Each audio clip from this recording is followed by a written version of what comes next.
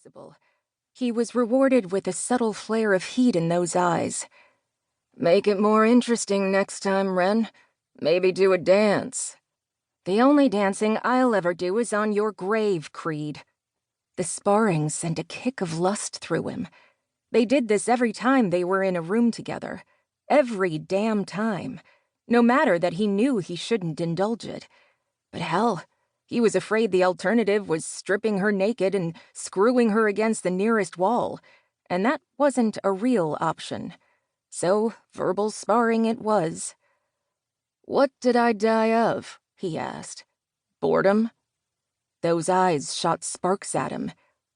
"It was tragic. You were found with a high heel protruding out of your chest." Her magic lips curved upward, and he felt it like she'd pressed them against his neck. "Any suspects so far?" "Your own smart mouth.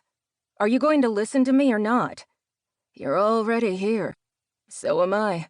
Might as well." He leaned back in his chair and, for effect, put his boots up on the table. Her top lip curled up into a sneer, and that thrilled him just as much as if she'd crossed the room to straddle his lap. Okay, maybe not just as much, but he loved that he got to her. "Fantastic. As you know, things at Maxfield Vineyards are changing. My father is no longer the owner. Instead, my sister Emerson, her husband Holden, and our sister Cricket and I now have ownership. This plan is Emerson's idea, to be clear, as she is the person who oversees our broader brand." She waved a hand in the air as if to distance herself yet further from whatever she was about to say. "I had to defer to her on the subject. She doesn't think a rivalry is beneficial for any of us.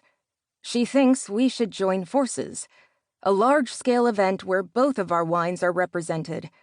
As you know, wine tours and the whole wine trail in general have become increasingly popular. A rising tide lifts all boats and gets more people drunk. Basically," she said. "I'm not really sure I see the benefit to me," he said, "seeing as everything is going well here." "Everyone wants to expand," she said, looking at him as if he had grown a second head. "Do they?" "Yes," she responded. "Everyone." "Well, the way I see it, our business is running well. We have just the right amount of staff. Every family member has a position in the company, and it supports us very well. At a certain point, Wren, more is more, and that's it." She looked at him, clearly dumbfounded. There were very definite and obvious differences between the Cooper and Maxfield families. The Coopers might be wealthy, but they liked their winery to reflect their roots. Down home, a Western flair. In the early days, his father had been told that there was no way he would ever be successful unless he did something to class up his image. He had refused. Digging in deeper to the cowboy theme was ultimately why they had become so successful. There was no point in competing with fancy-pants places like the Maxfields. It wasn't the Coopers' way. Joining up with the Maxfields made even less sense than trying to emulate them, in his opinion. "Come on," she said. "You're ambitious, Creed. Don't pretend otherwise." And that was where she might have him, because he didn't like to back down from a challenge. In fact, he quite liked a challenge in general. That she was issuing one now made him wonder if she was just baiting him, taunting him. He wasn't even sure he cared. All he knew was that he instantly wanted to take her up on it. There was something incredibly sexy about her commitment to knowing her enemy. "What exactly are you proposing?" "I want to have a large event featuring all of the wineries in the area. A wine festival. For Christmas." "That's ambitious.